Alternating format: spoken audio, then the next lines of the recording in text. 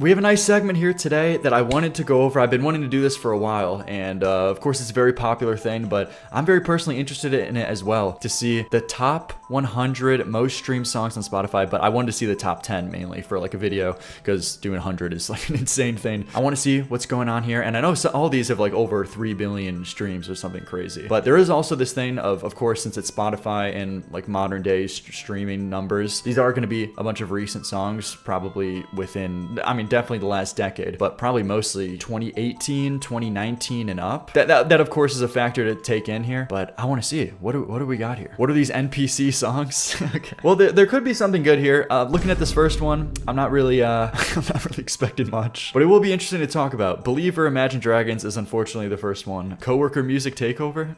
Okay, give it a chance. See, I'm coming into this positive. I'm hoping to see some kind of silver lining, because I'm expecting the most of this. It's going to be songs that are made for the broadest appeal possible, which is why they're the most streamed. So of course, when you do make songs like that, I feel like it does lack a certain amount of style or uniqueness and character that I tend to like the most when listening to music. You kind of get this feeling with a lot of these songs, they were made in a marketing board as opposed to, you know, just some single guy writing a song on his guitar. But let's see. Believer, Imagine Dragons. I love this song. First things first, I'ma say all the words inside my head. I'm fired up and tired of the way that things have been. Oh, this is just it is unfortunately the worst example of all of this, because Believer by Imagine Dragons completely has been ingrained in my mind at this point as advertisement music to promote a bunch of products. Like, you know, it's all over. Galaxy Z Fold. The grace of the fire and the flames, you're the face of the future, the blood in my veins. Oh. It's been corporatized. You can't get that out of your mind.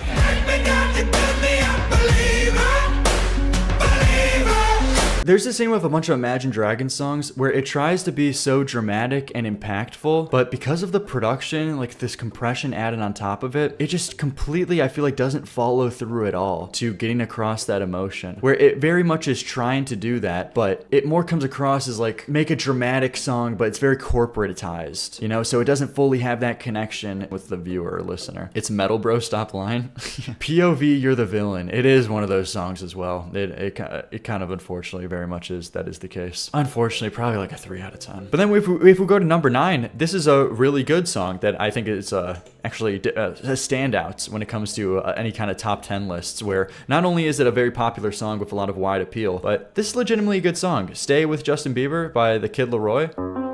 It's fun. The synths in the song is fun. The vocals are good. I told you I changed, even when I knew I never could. Know that I can't find nobody else as good as you. I need you to stay. Of course, there probably is that element of it being very overplayed for a lot of people, and of course, it got completely turned into TikTok sounds or something and used all over the place. Holy mid slop. No. I think you're being too critical. I do the same thing. I told you that I never would. I told you I changed, even when I knew I never could. Now, this is fun. Not even the synth can save it. No. I completely disagree. I think this is fun. Music to listen to convince yourself to to kick the chair. Guys, what does it matter with you people? It sounds so boring and basic. Of course you could say it's basic. A lot of these songs probably are going to come across as basic, but I think it's unique enough and interesting enough where that it stands on its own. Boring? I don't think you could say at all. It doesn't overstay its welcome. It's 2 minutes and 20 seconds. It has fun, engaging melodies. No vocal skills / talent. Out of all the things you could say about Justin Bieber, and I'm no Justin Bieber fan, you cannot say Justin Bieber doesn't have the vocals. Come on, what's that one video that everybody brings up of Justin Bieber's vocals? He was like drunk out of his mind at some party and he still killed the line. When I'm away from you, I miss your touch.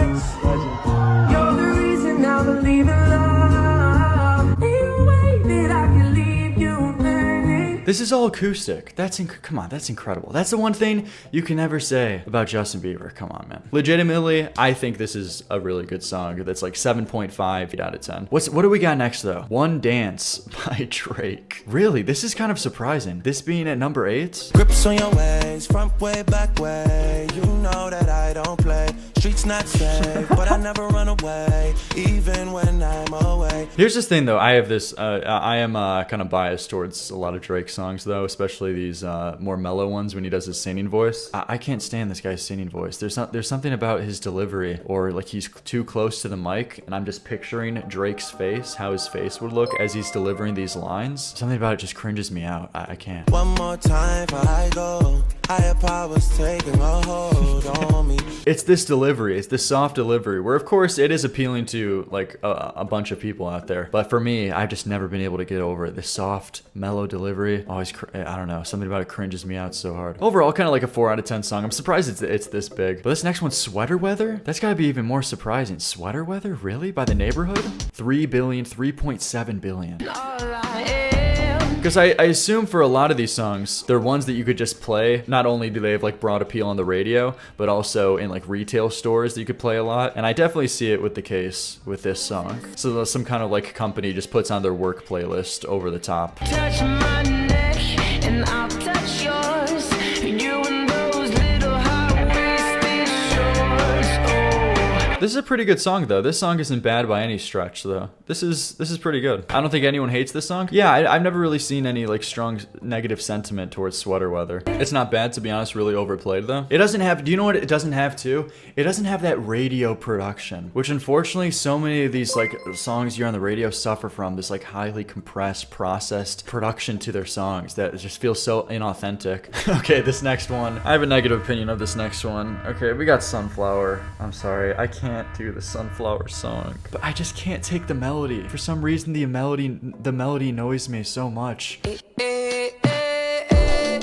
Yeah, this little like do do do do do do do do. I don't get it. I don't get it. The majority of these songs, I relatively like do understand so far why they are on this list or why they're so big and why they have so many streams. I kind of don't get this one at all. It's better when watching the movie. So yeah, I mean that's of course a huge way that also got promotion. Is it was in this Spider-Verse Spider-Man thing movie. Needless to say, I keep a check. She was a bad, nevertheless. Calling it quits now, baby, I'm a wreck. Crash at my place, baby, you're a wreck. I'm sorry, man. I'm sorry. I gotta be honest. It's kind of so annoying to me. Like the lyrics. She was all bad, nevertheless. You're annoying. I'm sorry. I'm sorry. Someone took a big L, don't know how that felt. Someone took a big L. Okay. A big L? Oh shit, you should have told me sooner. But moving on next, now to the top 5. As It Was by Harry Styles. That's a great song. Now the main thing that I hear when anytime anybody talks about this song is how insanely overplayed it was. But this hasn't been the case for me. I don't know how I missed this, but this song isn't overplayed for me at all. I'm not a Harry Styles guy. In fact, like I feel like that Watermelon Sugar song, I feel like the epitome of made in a marketing board and just like radio slop with its production. I can't stand the way this sounds. That Watermelon Sugar song sounds. But As It Was, I think is a huge standout for Harry Styles. This is almost on the same level as Watermelon Sugar. Not even in the same atmosphere. Not even the same universe. You cannot say that. His vocals are great here. The drums sound great. These synths are cool too. Holding me back. Gravity's holding me back. I want you to hold out the palm of your hand. Yeah, this one totally has so much more soul than Watermelon Sugar. In this world, it's just us. You know it's not the same as it was. These vocal layers, that just sounds great, man. That sounds amazing. And I'm nowhere near, I'm the last guy to kind of be like a Harry Styles or One Direction guy. Legitimately, probably a 8 out of 10, like 7.5 to 8 out of 10 song for me. Starboy is next. This is interesting. Man, The Weeknd is fucking huge. This is one of his first songs. This is a great song. This is probably my favorite Weeknd songs, and I'm not really big on The Weeknd either. I'm trying to put you in the worst mood. P1 cleaner than your church shoes. Belly point 2 just to hurt you. All red lamb just to tease you. For some reason, his voice in a lot of modern day songs he makes, I'm not as huge on his tone and inflections. And also the drums. The drums are a main thing that I really am not huge on in his songs nowadays. But this is great here. House so empty, need a centerpiece.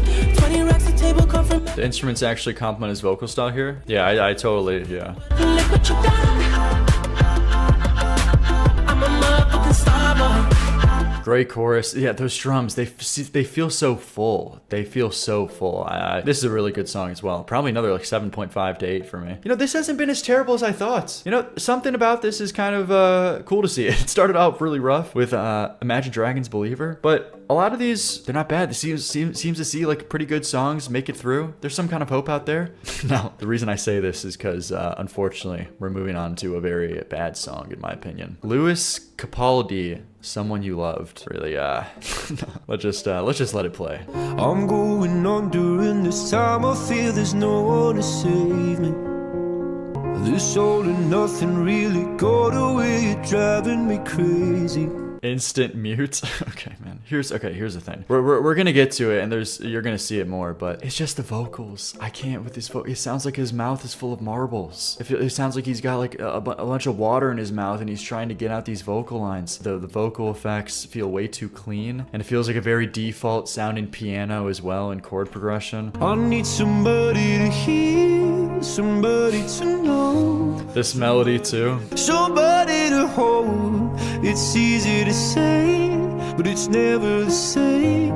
I guess I kinda like the way you numbed all the pain. Now the day bleeds. There's this certain aspect that I find unnerving about ballads that don't really like fully work sometimes, where it's trying to be very emotional and dramatic, but just for me, it doesn't translate at all because it feels so basic. Or it's like, not trying to be like hypercritical. It's taking itself too seriously. Well, it's trying to be like this very impactful, dramatic ballad where with a default sounding piano, a very default sounding melody and progression, and a vocal tone that sounds like his mouth is full of marbles. So there's no parts of it that works for me, and also like kind of just like very basic lines and lyrics too. Just Say It Sucks, bro. Honestly, kind of like a 2 out of 10 for me. But would I give it less than Believer? I don't know. I might have to lower Believer. Believer's probably a 2. I think I was too nice on Believer. Believer's probably a 2 out of 10. That one's probably a 2 out of 10 as well. All right, but last top 2, The Shape of You, Ed Sheeran. That's pretty predictable. We all know Shape of You. How many streams does that one have? 4 billion. 4.3 billion. Jesus. And then Blinding Lights by The Weeknd, which that is like 4.8 billion, right? Blinding Lights. Which Shape of You isn't surprising at all. I'm not big on Shape of You. I don't really necessarily like the song at all. Never really been a big Ed Sheeran guy. I respect Ed Sheeran to a certain extent. He's a very good songwriter. Well, how would I say this? I respect that he's a writer. I think that's what I'm trying to get across. Because so many people on this list, and especially in any kind of music scene, they don't write any of their music anymore. But Ed Sheeran is a guy who's a songwriter who not only writes his own stuff, but also writes for a lot of other people. So that's the part that I mainly like really respect about him. His songs, I'm not really huge on any of his songs, or kind of like the work he does for a lot of other people. Yeah, you respect his artistry. I respect like his artistry and the fact that he does write his own music, so I respect a lot of that. But the kind of stuff he ends up making with that, I'm not really as huge on. Shape of You is just whatever. It's probably a very much 5 out of 10 song for me. It's not like it's really that bad or offensive, but you know, it's Shape of You. It's Shape of You by Ed Sheeran. Do you know what I mean? He doesn't write good music though. He writes fine music, but I don't think anything that Ed Sheeran has written I would give above a 6 out of 10. And then last one, Blinding Lights by The Weeknd. I think I know this one, right? Do I like this song? I'm not sure. Overplayed, but it's good. Maybe you can show me how to love. First, I'm not really as huge. I think a good comparison is comparing the drums on Starboy versus these ones, where the Starboy drums felt so full and they like completely filled out the experience, where there's a clear standout between Blinding Lights that they feel so much weaker. The synths are nice though.